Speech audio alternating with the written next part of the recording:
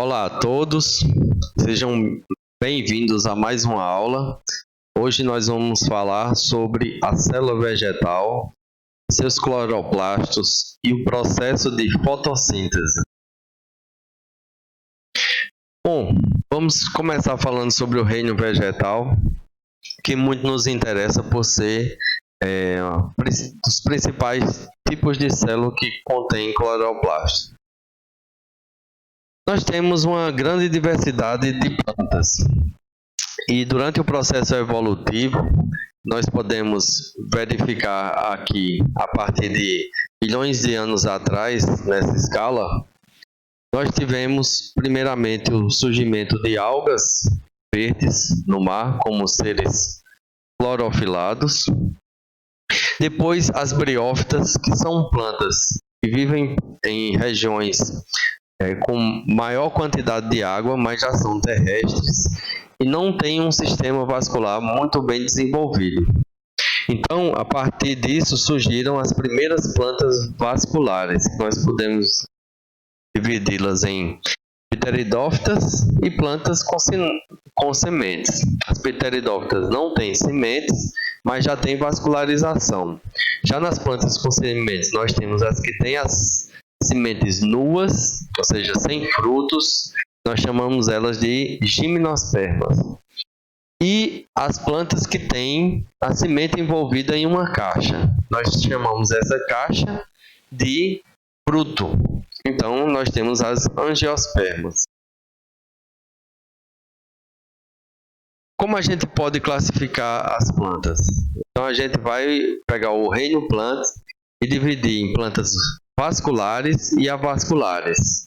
Nas avasculares, nós vamos ter, então, somente as briófitas, que são musgos e hepáticas.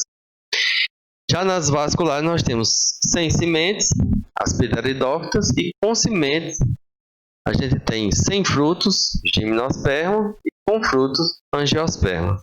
Assim, a classificação das plantas fica bastante simples. Vamos dar uma olhada, então, no que compõe a célula vegetal e comparando com o que a gente já sabe de célula animal.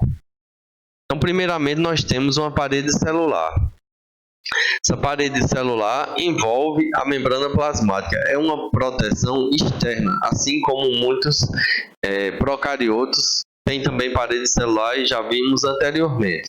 No entanto, nesse caso, a parede celular ela é celulósica, diferentemente do que a gente vê em procariotos, que era de peptidoglicano.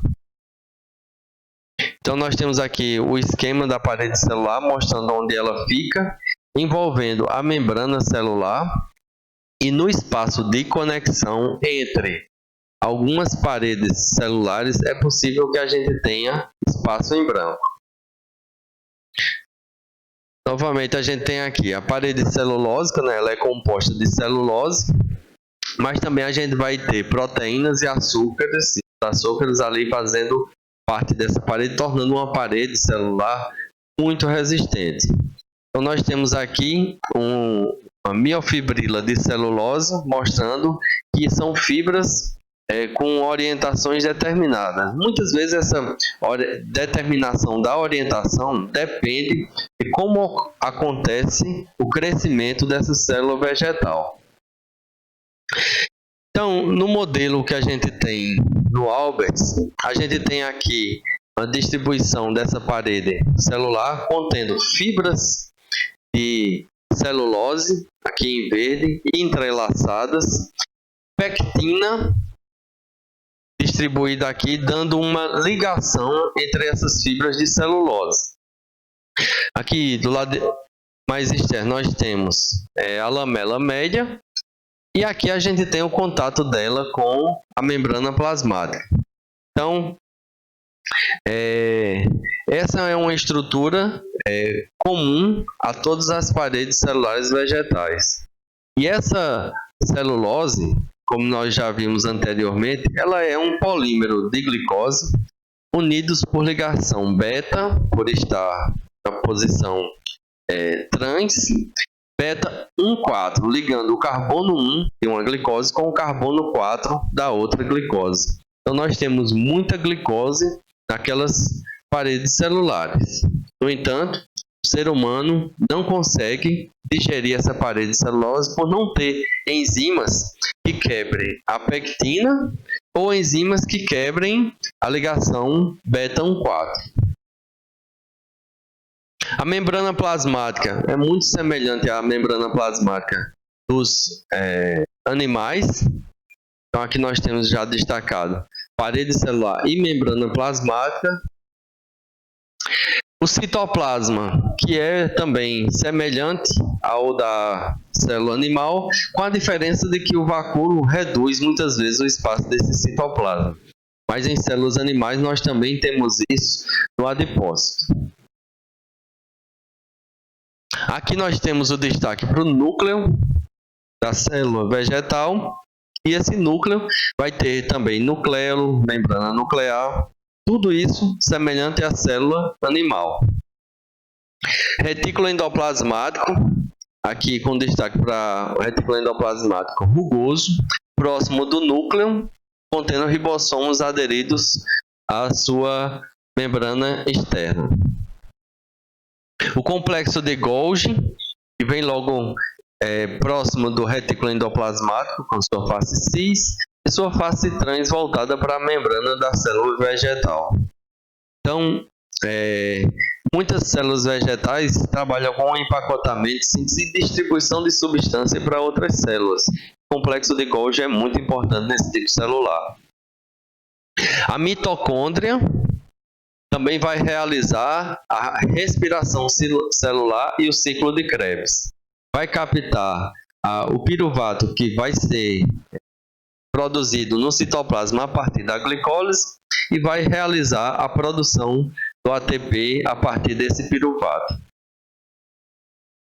A gente tem o vacúolo, que é muito importante na célula vegetal, principalmente o vacúolo de suco nuclear, o que vai fazer com que a célula vegetal consiga controlar a pressão de turgescência que existe dentro dela e também vai conseguir fazer com que tenha uma economia de citoplasma na hora do crescimento dessa célula, fazendo assim com que essa célula aumente muito seu volume sem precisar produzir muito citoplasma para isso.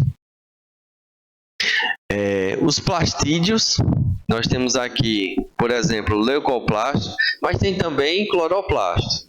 Então, o leucoplasto é um plastídeo que não tem coloração, ou coloração esbranquiçada, e o cloroplasto, propriamente dito, que é onde vai acontecer a fotossíntese. Peroxissomo, assim como em células animais, vai trabalhar no processamento de espécies reativas de oxigênio e vai trabalhar também no processamento da beta-oxidação. Os peroxissomos são muito importantes para a célula vegetal. Nós temos também os plasmodesmas, que são junções que a gente não viu anteriormente para a célula animal. Uma junção comunica uma célula vegetal com a outra, ao invés de elas terem junção comunicante, elas têm plasmodesma. E citoesqueleto, representado aqui por essas fibras vermelhas, mas assim como na célula animal, a gente tem o citoesqueleto dando uma sustentação, direcionamento e ajudando a função de todo o citoplasma da célula vegetal. Os ribossomos, que estão aqui destacados como pontos pretos, distribuídos pelo citoplasma, que muitas vezes são recrutados, então, para o retículo endoplasmático rugoso. E vesículas membranosas. Assim como na célula animal, a distribuição de proteínas e de outras substâncias nessa célula vegetal é feita a partir de vesículas membranosas que vão carrear, direcionando especificamente tipos de proteínas para locais específicos ou para organelas específicas nessa célula vegetal.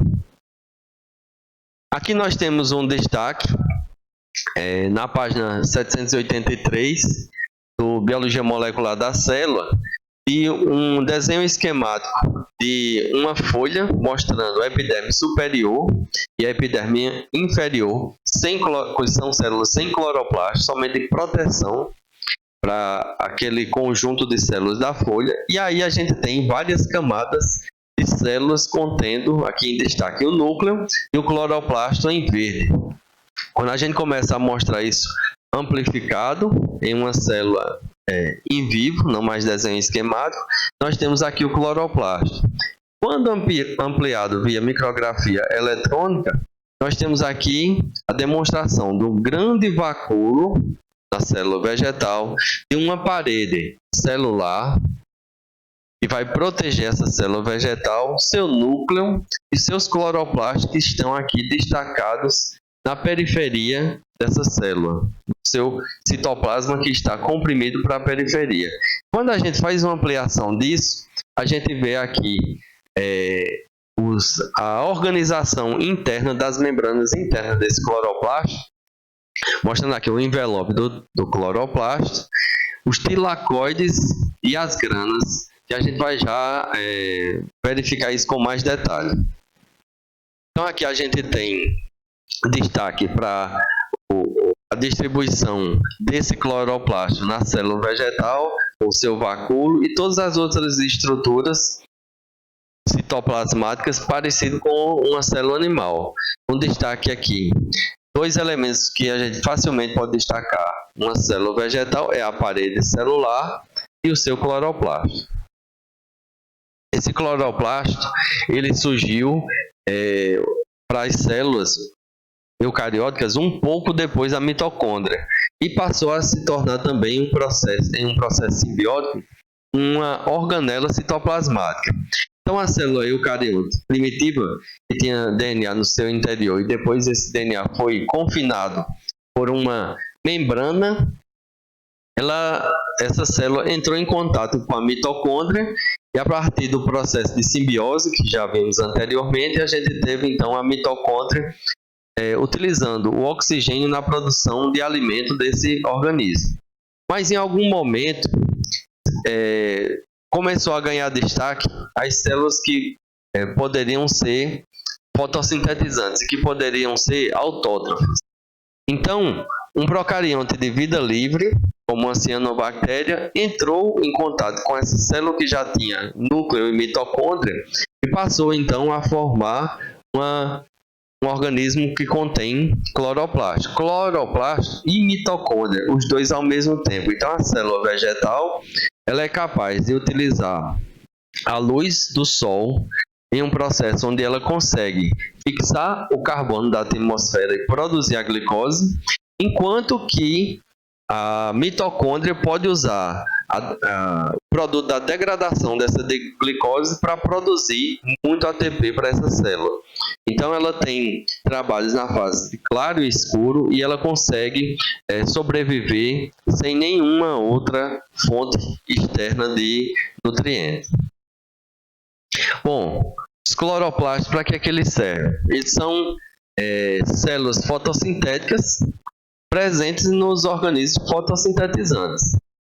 Então, nessa figura do Albers, nós podemos ver que esse cloroplasto ele tem uma distribuição de membranas bastante complexa no seu interior. Tem uma membrana externa que vai dar uma proteção, uma delimitação para poder as reações químicas acontecerem aqui dentro do cloroplasto, e tem um conjunto de membranas interno que vão controlar um fluxo de prótons para dentro dessas membranas ou para o espaço fora da membrana, mas ainda dentro do cloroplasto. A gente vai ver como é que isso acontece em detalhes. Só para mostrar esse cloroplasto em uma micrografia eletrônica com ampliação maior, a gente tem aqui vários sistemas de membranas internas, representado como granas. Grana é um conjunto de tilacoides. Então a gente vê aqui, tilacoide único e um conjunto de tilacoides formando uma grana. Bom, mas aí existem também outros tipos de plastos. Então a gente tem a célula vegetal contendo cloroplasto, mas também outros tipos de plastos. A gente tem aqui um protoplastídeo, que deu origem, por exemplo, a um leucoplasto, que vai servir muitas vezes especificamente para guardar substâncias em seu interior.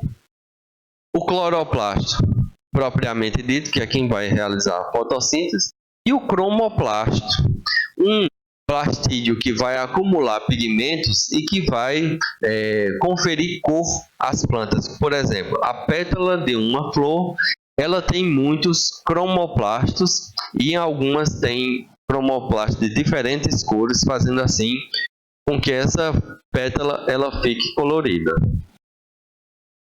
Durante o processo evolutivo, nós podemos verificar que o protoplastídeo ele foi se desenvolvendo, etioplasto, cromoplasto, cloroplasto e do leucoplasto, que é capaz de guardar substâncias. A gente tem alguns tipos que foram derivados: proteinoplasto, eleoplasto, que vai guardar gotículas de óleo, amiloplasto, que vai guardar o amilo, e o estatólito, que é uma quantidade de amido muito densa e que por isso fica em um estado parecendo petrificado. Dentre os cromoplastos, nós podemos ter alguns tipos de plástico. Então, o cloroplasto vai ter a clorofila, vai ter então a coloração verde. Xantoplasto vai ter um pigmento chamado xantofila, vai ter coloração amarela. E assim sucessivamente, mostrando para a gente que o que dá a cor verde a uma folha que é verde é justamente o pigmento chamado clorofila. Então a gente conhece plantas que têm outra coloração além do verde, significando que tem outros pigmentos. E esses pigmentos eles conseguem absorver a luz do sol em comprimentos de ondas diferentes.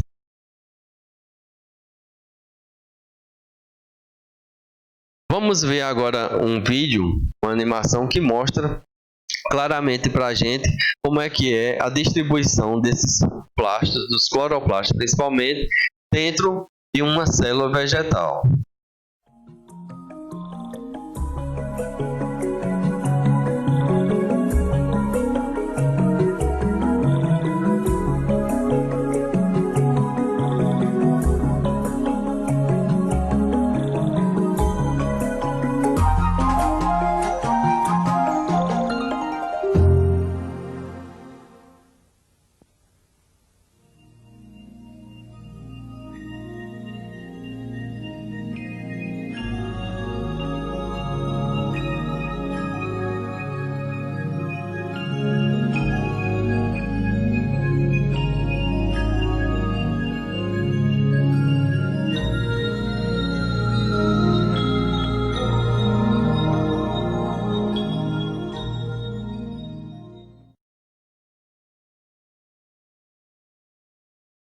Aptidões e estrutura. Então, o cloroplasto, ele além de ter cor, ele tem uma estrutura muito particular, possuindo, assim como a mitocôndria, RNA próprio, DNA próprio, ribossomos próprios, relacionado isso com a estrutura de procariotos, nesse caso, cianobactérias. Então, o cloroplasto tem na sua delimitação duas membranas lipoproteicas e um conjunto de membranas internas que vai formar então o seu tilacoide. Vamos dar uma olhada agora na importância das células vegetais para o nosso planeta. Todos os seres vivos precisam de energia para sobreviver, e com as plantas não é diferente.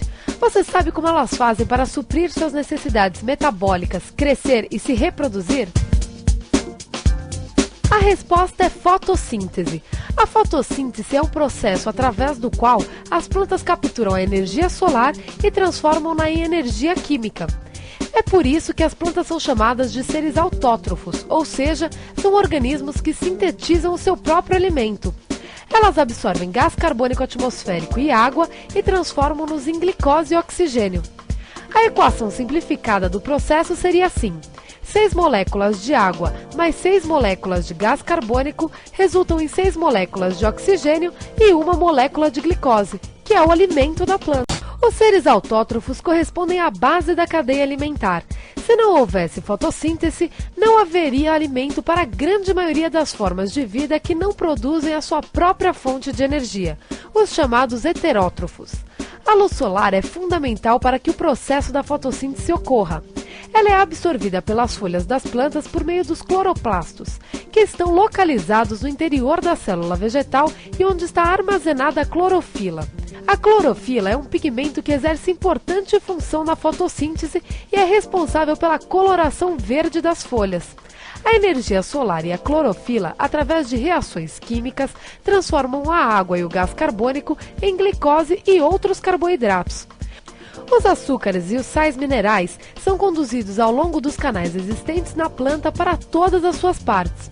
O gás carbônico liberado pela respiração dos seres heterótrofos retorna para a atmosfera para ser utilizado novamente pelos organismos fotossintetizantes.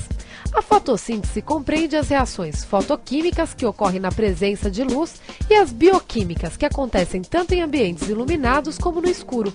De forma direta através das plantas ou indireta através dos animais herbívoros, a fotossíntese supre todas as nossas necessidades alimentares. Além disso, fornece uma enorme quantidade de fibras e materiais de construção, como a celulose e a madeira. A energia armazenada em fontes combustíveis como o carvão, o petróleo e o gás natural também é produto da fotossíntese ocorrida há milhões de anos. Para se ter uma ideia da importância desse processo natural, todo o oxigênio da atmosfera é renovado a cada 2.000 anos. Ou seja, através da fotossíntese, as plantas retiram o gás carbônico liberado na respiração dos animais e na queima de combustíveis e, ao final, liberam oxigênio para a atmosfera. Como foi evidenciado no vídeo a importância da fotossíntese, vamos começar agora analisando como é que acontece essa fotossíntese. Então, para esse fenômeno a gente vai ter a demonstração aqui de uma árvore, mostrando então o que é que acontece. Então, passo número 1, a gente tem a fotossíntese, ela ocorre onde tem a luz solar. Hoje, com o avanço das tecnologias, é possível substituir essa luz solar por lâmpadas especiais ou até mesmo por lâmpadas de LED, que vão fornecer luz no comprimento de onda específico para que essas plantas consigam, então, ter energia para realizar seu metabolismo. Então, a partir dessa energia, o gás carbônico é captado pelas folhas dessa árvore. As folhas possuem o pigmento chamado clorofila e essa clorofila vai captar a luz do sol e utilizar essa energia em seus processos. Em seguida, a raiz está absorvendo a água do solo e essa água vai ser processada, a molécula de água vai ser processada a partir da energia captada pela clorofila para liberar prótons que vão ser utilizados então nesse processo de produção de energia. Então, a partir dessa energia, a planta consegue produzir glicose, consegue produzir carboidratos a partir desse gás carbônico que ela está absorvendo ali, fenômeno demonstrado como 2. E durante esse processo, como um subproduto, a gente tem a liberação do oxigênio para a atmosfera. Então, a árvore está captando gás carbônico, liberando oxigênio, utilizando a energia do sol e a água para produzir glicose que a planta vai utilizar para todos os seus processos. Bom, você sabia, não sei se vocês sabiam, mas primeiramente a fotossíntese ela foi estudada por um pesquisador conhecido nosso no século XVII, Jean-Baptiste van Helmont, que fez estudos sobre a origem da vida, realizou experimentos. Ele também fez um experimento sobre a fotossíntese. Então, o conceito que existia naquela época, no século XVII, no entanto, algumas pessoas hoje em dia ainda têm esse conceito errado de que uma planta ela se alimenta da terra. Então você coloca terra para ela e ela vai se alimentar dali e a partir disso ela vai realizar os seus processos. Se esse fosse o caso, quando a gente pegasse um morro de terra e plantasse várias árvores ali em cima, com o passar dos anos as árvores iriam crescendo e esse morro de terra iria diminuindo de tamanho, porque as plantas estavam se alimentando daquela terra onde elas estavam inseridas. Mas o que foi que Helmont fez? Ele plantou um pequeno salgueiro em um vaso de plantas. E aí ele passou 5 anos regando aquele salgueiro. Depois desse período, ele pesou a terra, ele já tinha pesado previamente, ele pesou novamente no final e pesou o salgueiro. O que foi que ele percebeu? A terra tinha perdido 57 gramas, enquanto que a planta saltou de 2 para 75 quilos em 5 anos. Qual foi a conclusão de Helmont? Ele concluiu que o crescimento da planta se devia à água. É uma conclusão bastante simples, mas muito interessante. Se a única coisa que ele tinha fornecido a mais para a planta, além da terra, foi a água, e o que a planta consumiu nesse período foi água e não terra, então ele concluiu que a planta cresceu a partir da água. A gente sabe que a planta ela utiliza o carbono que está na atmosfera. No entanto, essa conclusão de Helmont é muito interessante e a gente vai ver dentro dos processos bioquímicos a importância que a água tem no processo de fotossíntese. Bom, para isso, primeiramente, a gente tem que analisar um pouco das reações químicas que podem acontecer em uma célula, ou seja, das reações bioquímicas. Então, geralmente, num processo de transformação, o que nós temos são reagentes, como por exemplo A e B, que podem gerar produtos. Então, a gente tem aqui o produto C ou o produto D. Se eu junto A com B, eu posso ter um produto chamado C, ou um produto chamado D, mas no final, ou C e D, mas no final das contas ocorre uma transformação. Para que ocorra essa transformação, é necessário que essas moléculas ganhem ou percam energia. Então, esses processos, a gente vai analisar aqui nível de energia e a conversão de reagentes em produtos, certo? Então, é possível que a gente tenha um reagente, como a gente está vendo aqui, A e B, que tenha baixa quantidade de energia, mas ao receber energia durante esse processo, vai gerar produtos que são mais energizados, que tem mais energia guardada no interior dessa molécula, ou seja, é uma molécula mais organizada. E pode acontecer o contrário também. O reagente tem um nível de energia alto, durante o processo de transformação, perde energia para o meio para gerar um produto. Então, o produto tem um nível energético mais baixo do que seus reagentes. Vocês conhecem do ensino médio essas reações como endotérmica ou exotérmica?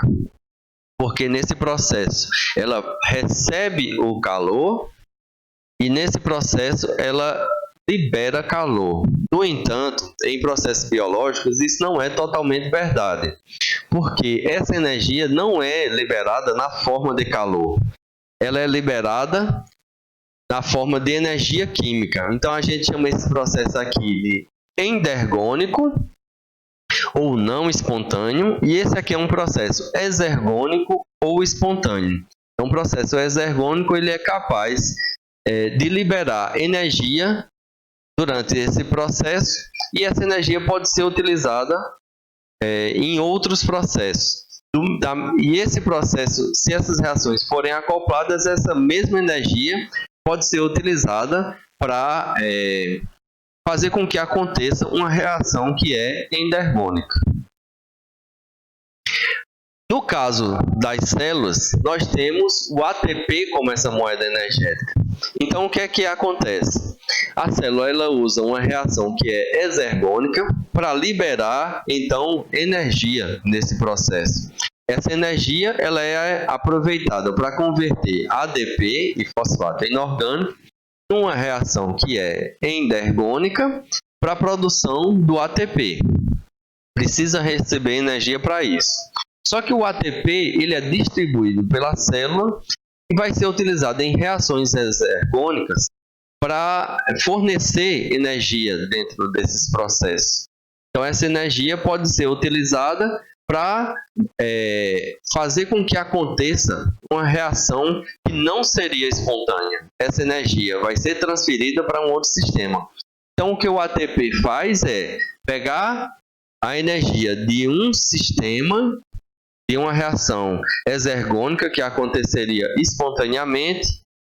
Então, o ATP acumula essa energia e leva para um outro processo onde é requerido o gasto energético. Essas reações muitas vezes são acopladas e é isso que faz com que uma célula funcione. Então, a gente tem aqui a adenina. E essa adenina, ela tem aqui a sua ribose ligada. E isso a gente tem aqui, nesse caso, então, um nucleosídeo. Quando a gente tem ligado o fosfato dessa molécula, então a gente passa a ter então, um nucleotídeo. Nesse caso, a adenosina monofosfato, o AMP. Que a gente, inclusive, vai estudar isso mais para frente em outras aulas, na aula de sinalização celular. Mas esse nucleotídeo ele também pode ter mais um fosfato. E aí ele vai ser uma adenosina difosfato, o ADP. E quando ela está no seu estado mais energizado, nós temos 3 fosfatos. A adenosina trifosfato ou ATP. Quais são as estruturas envolvidas então no processo de fotossíntese? Nós temos a folha da planta como estrutura básica que a gente vai analisar como um exemplo.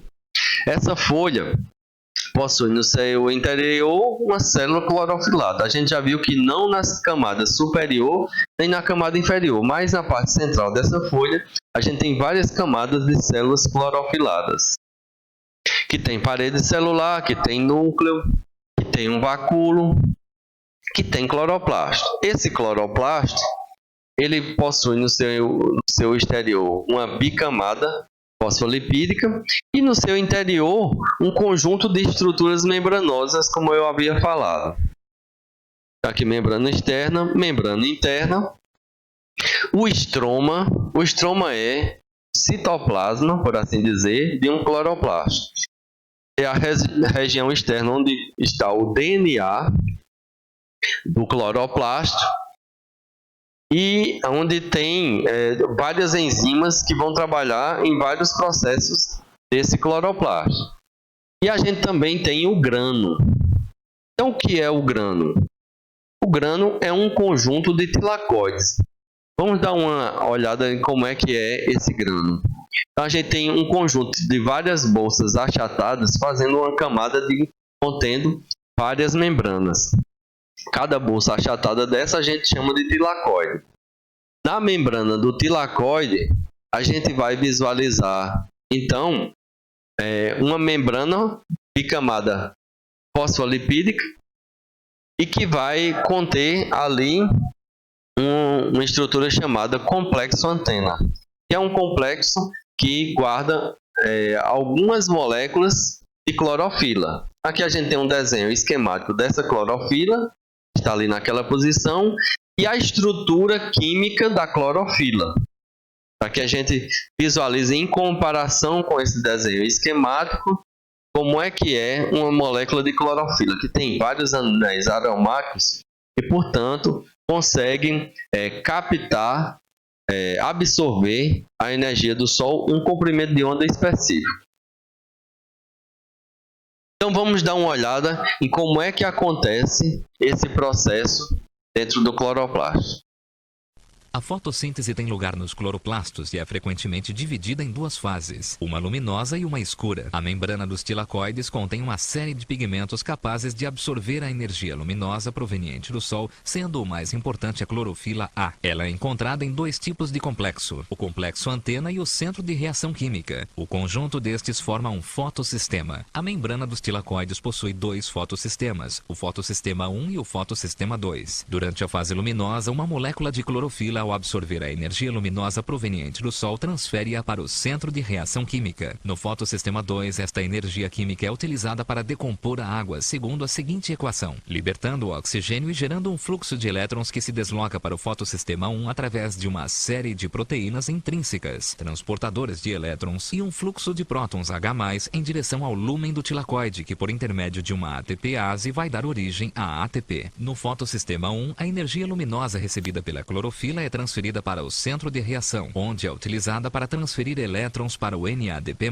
que fica assim reduzido a NADPH. Todo este processo de transferência de elétrons acoplado a um fluxo de prótons é designado por fotofosforilação acíclica. A energia luminosa absorvida pelo fotossistema 1 pode ser utilizada de forma diferente. O fluxo de elétrons gerado pelo fotossistema 1 é transferido através de proteínas transportadoras de elétrons, após o qual regressa ao fotossistema 1, não se produzindo NADPH. Este processo denomina-se fotofosforilação cíclica e representa um método através do qual a planta controla a quantidade de energia produzida. Quando existe excesso de NADPH, a planta utiliza na sua maioria a fotofosforilação cíclica. Caso contrário, a acíclica tem prioridade. A energia sintetizada durante a fase luminosa sob a forma de ATP e NADPH vai ser em seguida utilizada durante a fase escura, numa série de reações denominadas ciclo de Calvin. Aqui, o dióxido de carbono vai dar origem à glicose após uma série de reações. A glicose é depois armazenada ou distribuída ao longo da célula conforme as necessidades.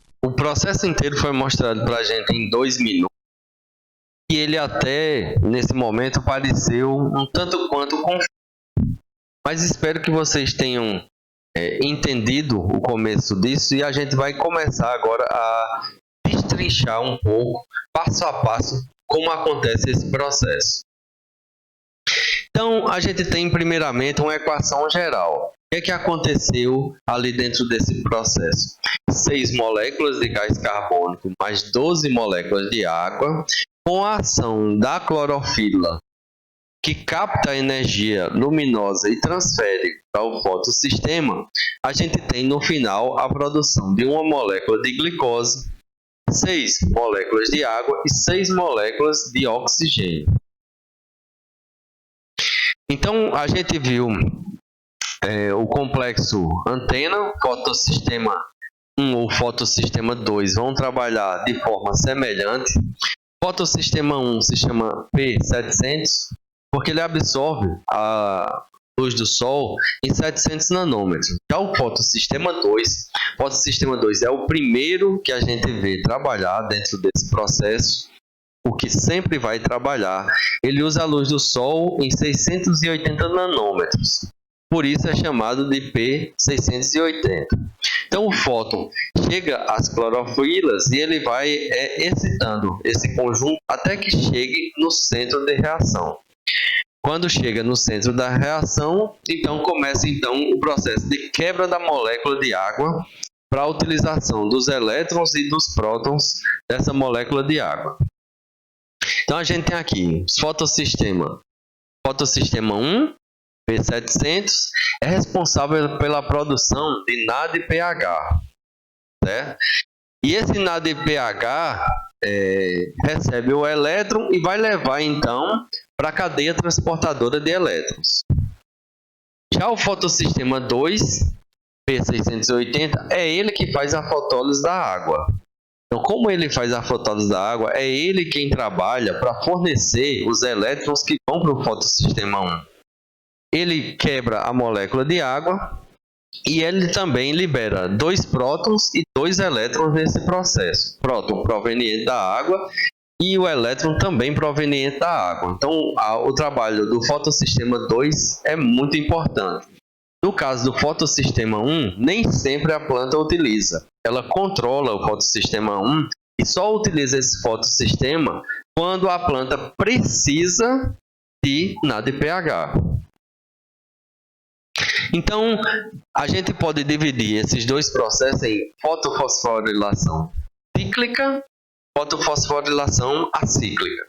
No caso da fotofosforilação cíclica, a gente vai ter sempre o fotossistema P680, vai captar a luz do Sol, vai liberar o elétron proveniente da água, vai fazer com que tenha a passagem do próton pelo sistema enzimático, que vai transformar ADP em ATP. O que é que acontece então na fotofosforilação acíclica? Essa é mais completa. Então aqui no fotossistema 2, P680, a molécula de água ela é quebrada pela energia que vem da luz do Sol. Ao ser quebrada, ela vai liberar 2 prótons e 2 elétrons. O próton vai ser utilizado na produção do ATP, ao passar pela ATP sintetase.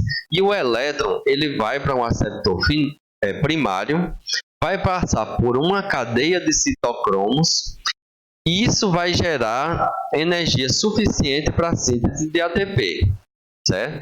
Ao chegar no fotossistema 1, esse elétron ele é novamente energizado pela luz do Sol, e ao ser energizado, ele vai para um outro aceptor, para a ferridoxina, que é onde vai ser convertido na ADP+, em ADPH, que vai ser utilizado então no ciclo de Calvin para a produção da glicose. Então aqui a gente tem etapas da fotossíntese. Cloroplasto, como a gente está vendo aqui, ele vai receber luz e água, certo? Que vem de fora da planta. Isso vai ser utilizado na membrana do tilacoide, nessa etapa chamada de fotoquímica. E como esse hidrogênio é utilizado para a planta e a molécula de água é quebrada, o oxigênio vai sair então dessa folha como um subproduto. É muito importante para a gente que precisa de oxigênio na atmosfera. Mas para a planta é simplesmente um subproduto, porque ela precisava era de água, assim como falou Jean-Baptiste Van Helmont.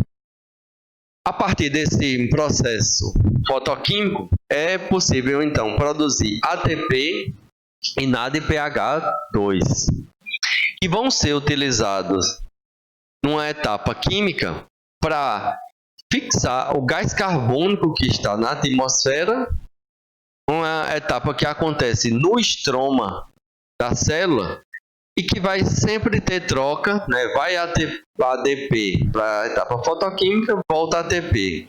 Vai na ADP, volta na ADPH. Pega o gás carbônico nesse processo, tem liberação de água e de uma molécula de glicose, como nós estamos vendo aqui. Então, essa molécula de glicose ela é proveniente da utilização do carbono que vem da atmosfera. Então, para nós, seres humanos, a planta faz duas coisas muito importantes. Capta o carbono que está em excesso na nossa atmosfera e libera o oxigênio que nós precisamos para respirar, além da produção de glicose que nós utilizamos como nosso alimento principal. No livro do Albert, Biologia Molecular da Célula, isso está descrito como reações de fase clara, reações de fase escura. Não necessariamente isso vai acontecer só no escuro, mas esse daqui sim, só no claro. Mas esse daqui vai acontecer sem a utilização da luz do Sol. Então a luz do Sol vai incidir sobre o fotossistema 2, sobre o fotossistema 1. No fotossistema 2, a luz vai ajudar. Então a gente tem aqui, espaço do tilacoide e o estroma, certo? Membrana do tilacoide. A luz é utilizada como a fonte de energia para quebrar a molécula de água e liberar oxigênio. Os prótons produzidos a partir desse processo vêm para o espaço interno do tilacoide. E toda vez que o próton volta para o estroma, gera então ATP, assim como acontece na mitocôndria. Só que além disso, o elétron ao chegar no fotossistema 2, ele é novamente energizado e é utilizado para converter NADP em NADPH. O que é que a planta vai fazer também? Vai pegar esse NADPH e o ATP produzidos aqui para, no ciclo de fixação do carbono, pegar o gás carbônico que vem de fora da planta e converter isso em açúcares, aminoácidos, ácidos graxos, mandando para fora do cloroplasto e sendo utilizado por toda a planta. esse processo aqui do ciclo de fixação do carbono não precisa de luz, e por isso é chamada então reação de fase escura. Na etapa fotoquímica, o que é que nós vamos ter? A fotólise da água, ou seja, vai pegar a molécula de água e na presença de luz, a partir da molécula de clorofila, vai liberar então 4 prótons e 4 elétrons. Isso porque eu estou levando em consideração que nós temos 2 moléculas de água. Certo? Porque somente a partir de 2 moléculas de água é que nós temos a formação de uma molécula de oxigênio molecular, certo? Esses prótons, eles são utilizados então para converter 2 NADP em 2 NADPH2. Cada NADP vai receber 2 prótons, 2 hidrogênios no seu processo. Essa etapa se chama fotofosforilação, porque a gente vai ter uma fosforilação do ADP a ATP por conta da ação da luz do Sol. Então, ADP convertido em ATP. Isso por conta da presença da luz do Sol. Então, se a gente for olhar um resumo dessa etapa química, o que é que a gente vai ter? Gás carbônico, NADPH e uma quantidade de ATP sendo produzida. Essa quantidade de ATP ela varia se tem a participação do fotossistema 1 ou não. Ou seja, se a fotofosforilação ela é cíclica ou acíclica. Bom, mas o que é que vai acontecer? Nós temos entrada de 6 carbonos e ele é mantido o carbono, pessoal, nesse balanço, ele vai se acumular então na glicose. O oxigênio ele vai ser utilizado na glicose e na liberação de água, molécula de água. O hidrogênio transportado pelo NADPH, ele vai ser utilizado para incorporação dele na molécula de glicose e na molécula de água.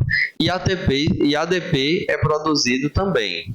Ou seja, é consumido ATP para realizar esse processo de produção da glicose. Então vamos dar uma olhada novamente o que é que acontece na fotofosforilação acíclica para ver se a gente consegue gravar o que é que vai acontecer aqui nesse processo. Nós temos aqui o estroma, ou seja, o citoplasma desse cloroplasto e a parte interna da membrana do tilacoide, a parte interna do tilacoide, que vai ficar isolada justamente para gerar um gradiente positivo de prótons. E esse gradiente positivo vai acabar gerando uma produção de ATP. Então, no fotossistema 1, P680, a luz é captada pela clorofila e essa energia é utilizada para a quebra da água. Vai se acumular prótons aqui no interior. Os elétrons vão passar por uma cadeia de transporte de elétrons. Certo? Nessa cadeia de transporte de elétrons, mais prótons são lançados então para o interior do tilacoide. Então a gente tem liberação de prótons na quebra da água e aumento da quantidade de prótons com a passagem desse elétron por bombas de prótons que vão jogar ainda mais ATP aqui dentro.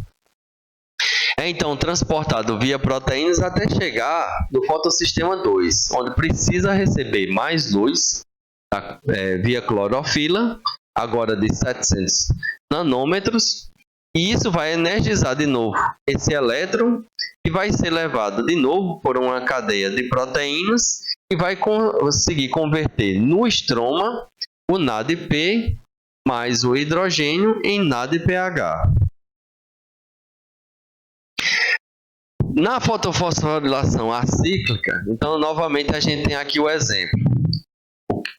Aqui a gente tem o estroma, certo? Invertido da imagem que a gente estava vendo agora há pouco ali atrás. E aqui a gente tem o interior do tilacoide. Então, bem importante a gente frisar que essa energia do elétron, ela joga prótons do estroma contra o gradiente de concentração para o interior do tilacoide. Então, uma coisa muito importante que a gente visualiza aqui é a ATP sintetase, que é semelhante à da mitocôndria. O que é que vai acontecer com esse próton? Ao passar pela ATP sintetase, enzima vai ter energia suficiente para converter ADP mais fosfato em ATP. Isso aqui acaba trabalhando em favor do gradiente de concentração. Então, contra o gradiente de concentração, vai para o interior do tilacoide e sai naturalmente em favor do gradiente de concentração, porque tem muito hidrogênio aqui dentro, para o estroma. E nesse movimento, a gente tem a geração do ATP. Bom, então o que é uma fotofosforilação? A partir da luz do Sol, desse fóton, a água é quebrada, liberado então o oxigênio, e isso a gente tem, como acabou de ver, a produção de ATP e NADPH.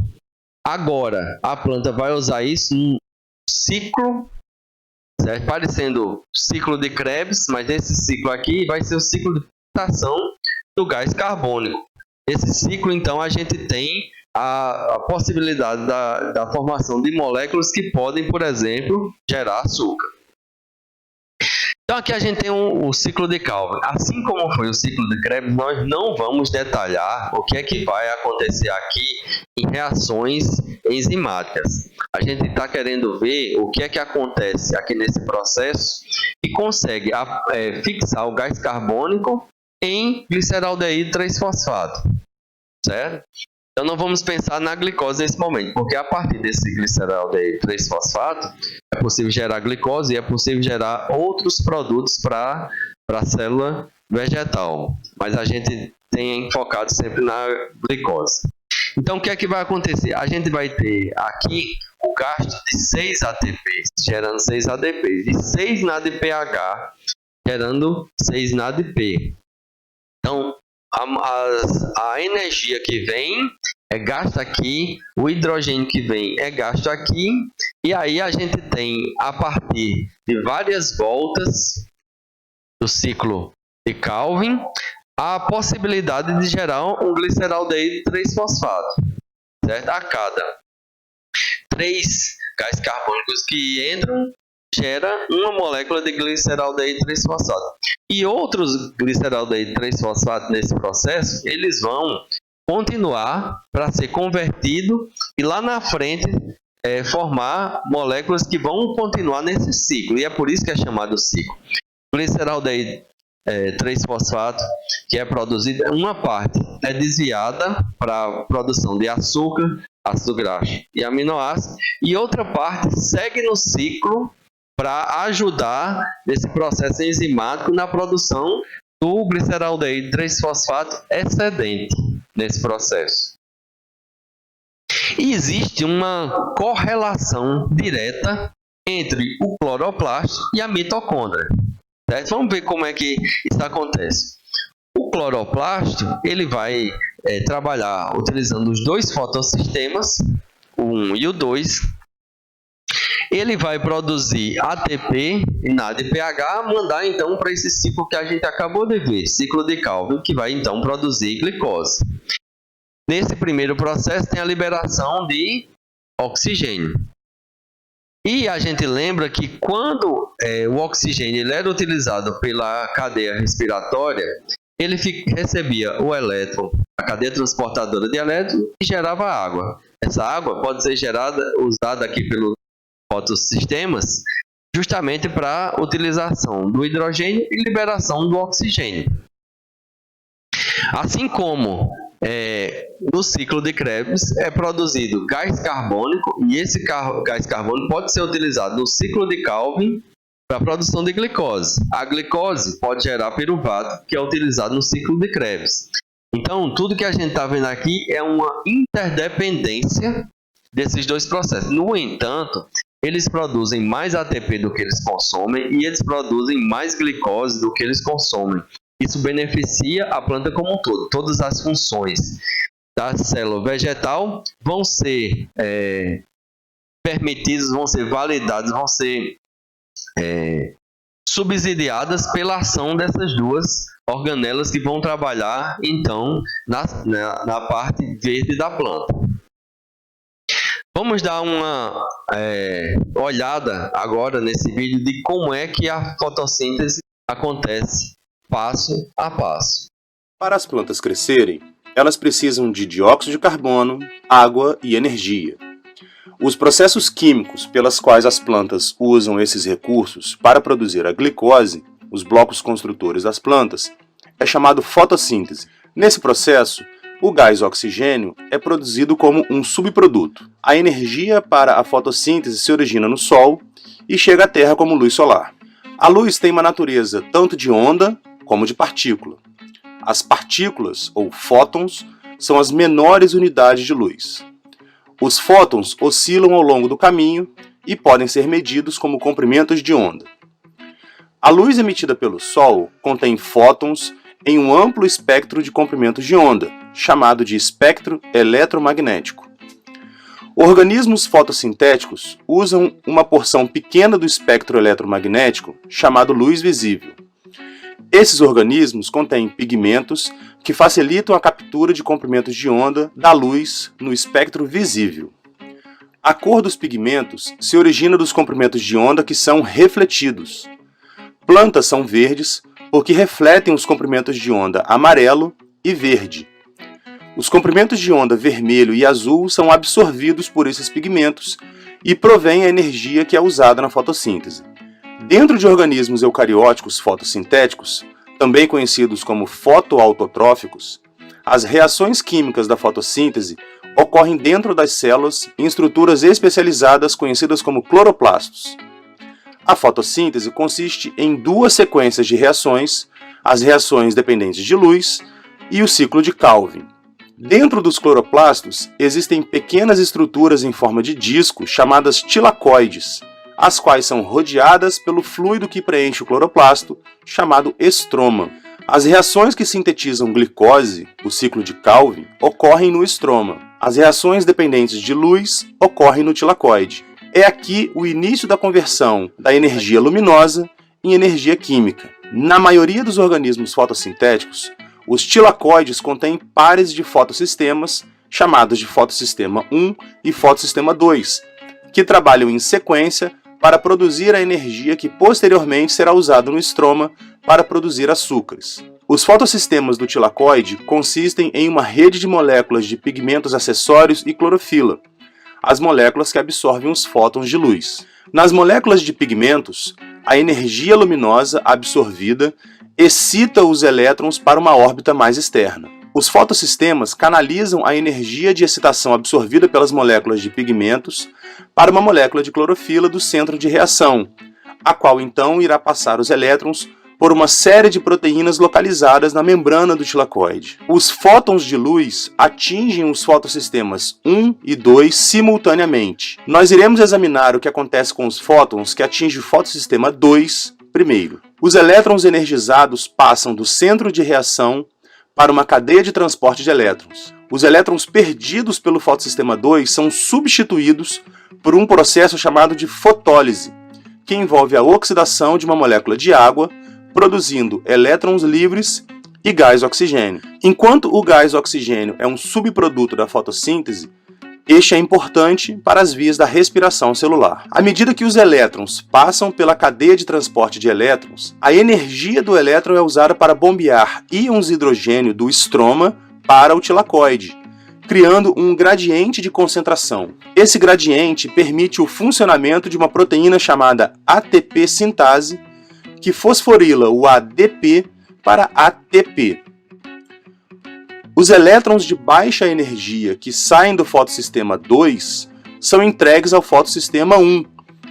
No fotossistema 1, os elétrons de baixa energia são reenergizados e então passam por outra cadeia de transporte de elétrons, onde serão usados para reduzir o transportador de elétrons NADP+, para NADPH.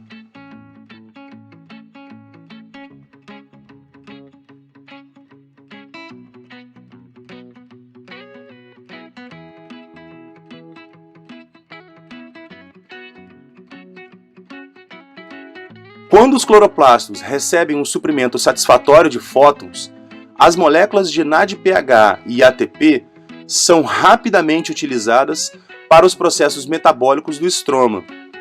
Portanto, o ATP e o NADPH, formado durante as reações dependentes de luz, são usadas no estroma como combustíveis para as reações do ciclo de Calvin. O ciclo de Calvin consiste em uma série de reações que reduzem dióxido de carbono para produzir o carboidrato gliceraldeído 3-fosfato. O ciclo consiste em 3 passos, o primeiro sendo a fixação do carbono. Neste passo, o dióxido de carbono é ligado à ribulose 1,5-bisfosfato, resultando em uma molécula de 6 carbonos que logo se divide em 2 moléculas de 3 carbonos. O segundo passo é uma sequência de reações usando elétrons do NADPH e alguns dos ATPs para reduzir o dióxido de carbono. Na etapa final, a ribulose 1,5-bisfosfato é regenerada.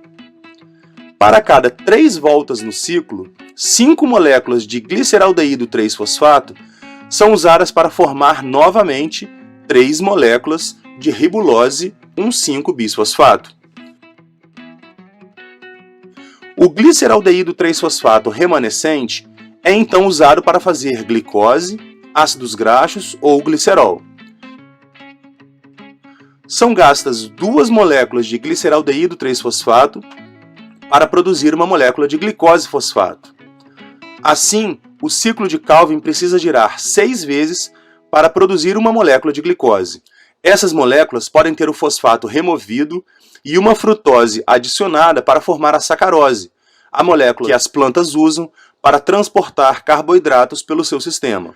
A glicose-fosfato é também o ponto de partida para a síntese de amido e celulose.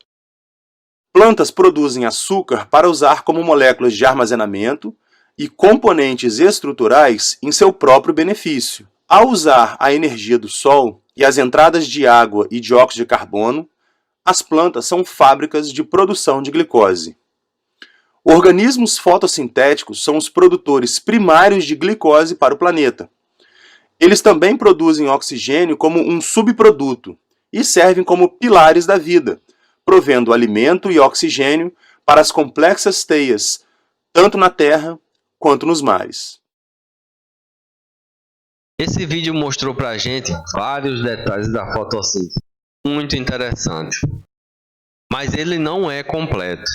Eu vou pedir que vocês assistam esse vídeo em separado. Eu vou deixar o link na descrição. Eu vou deixar na descrição tem um outro vídeo que ajuda a complementar essa informação. O segundo vídeo ele é legendado, mas ele traz o nome de outras proteínas que participam do processo de transferência de elétrons e que complementa para a gente a informação de como a fotossíntese acontece. A partir do estudo desses vídeos, vocês vão poder visualizar melhor esse processo como um todo, e quando forem estudar nos livros, vocês vão poder mais facilmente identificar, entender e acompanhar como é que esse processo é então realizado. Então, nós ficamos por aqui com essa aula e a gente se vê na próxima. Até mais!